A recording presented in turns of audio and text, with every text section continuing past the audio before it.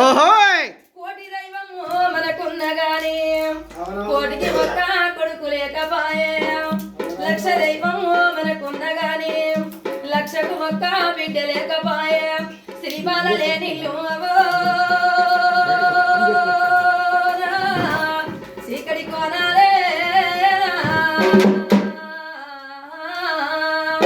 యాదవుల పెద్దమ్మ యాదవుల పెద్దిరాజు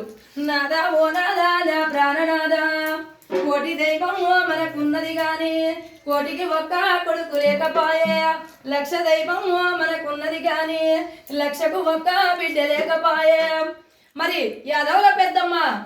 మా యొక్క ధనం కొండ నుంచి కళ్యాణ ఊరి కదిలిపోవాలయ్యా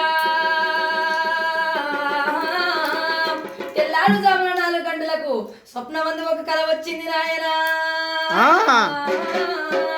12 ఏళ్ల నాడు పడావు పడ్డ శివుని గుళ్ళు సున్నార వాగుళ్ళు గంధార వాగుళ్ళు గత్తులు జీవించి హచ్చనామల పాలు